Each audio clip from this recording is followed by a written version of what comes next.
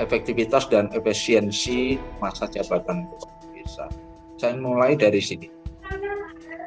Dinamisasi historinya peraturan terkait dengan desa itu yang sudah berupa undang-undang mengatur jelas itu mulai diambil dari ini karena ada masa masa jabatannya.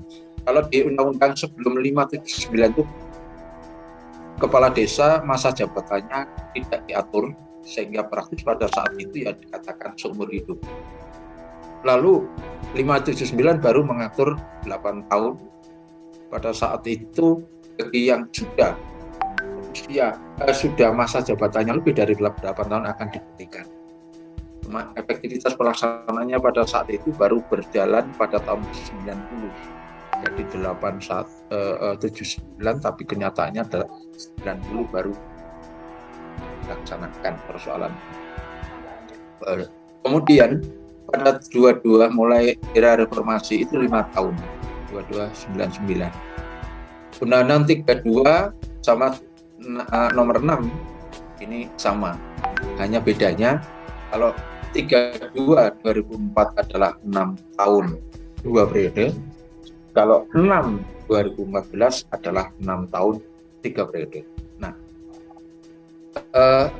yang paling ideal dari 6 ini dari 5 histori ini, kalau saya berpendapat itu yang ideal adalah ada di berdasarkan Undang-Undang 2299, yaitu 5 tahun 2 periode. Kenapa demikian? Pikiran saya begini, hal ini jika kita lakukan akan sangat mungkin sekali mencegah banyak hal, yaitu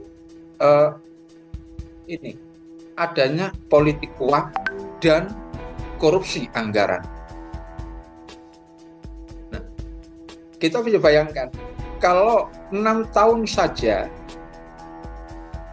mereka ini berani bertaruh besar-besaran. Nah, kalau sekarang mau jadi 9 tahun, maka hitungan mereka, kalkulasinya secara pengembalian modal, yang mereka akan berani besar-besaran. Justru diperpendek periodenya, itu akan lebih efektif. Kalau tidak bisa atau belum mampu menghilangkan politik uang, yaknya adalah akan bisa mengurangi. Karena mereka akan menghitung, bagi yang enggak adalah niatnya enggak bangun desa itu nanti mereka akan menghitung 5 tahun nanti berarti kalau begitu cukup sekian aja. Mereka akan menghitungnya, kalkulasinya dari modal dia, kemudian nanti itu dana yang akan turun ke desa, selain itu juga PA di desa. Nah, ini bukan hal yang sumir lagi atau hal yang hidden, tetapi ini hampir kita sudah masuk berada di permukaan persoalan mengembalikan modal ini. Sehingga apa yang dilakukan adalah korupsi terhadap anggaran desa. Nah, ini kalau diperpanjang, makin runyam kondisi desa ini. Kenapa saya berpikir 5 tahun? Gambarannya seperti lebih efektif. Dari sisi efektivitasnya di mana? Ini. Kalau 5 tahun, tadi sudah saya jelaskan ini 2 periode. Ini akan lebih bisa menghindari atau mencegah itu tadi. Kemudian yang berikutnya, politik uang, ini saya uraikan detail, saya uraikan semuanya ya. Jadi gambarannya karena ini supaya diskusinya lebih enak saja. Saya cepat, penting. Ini nanti saya share biar nanti bisa kita baca semuanya bersama.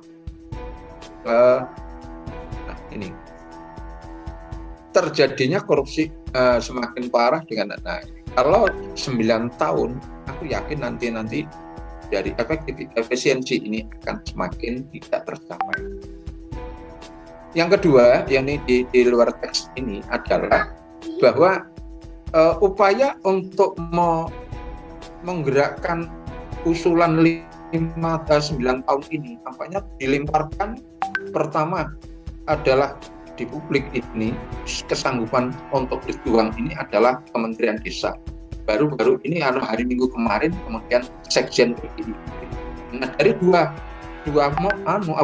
peristiwa ini kita melihat bahwa ini bukan persoalan kepentingan rakyat, tapi ini adalah lebih mengarah kepada politik kepentingan atau kepentingan politik partai. Kenapa? Menteri Desa juga dari orang partai, apalagi Hasto. Nah, ini kita tidak ingin kalau rakyat kemudian harus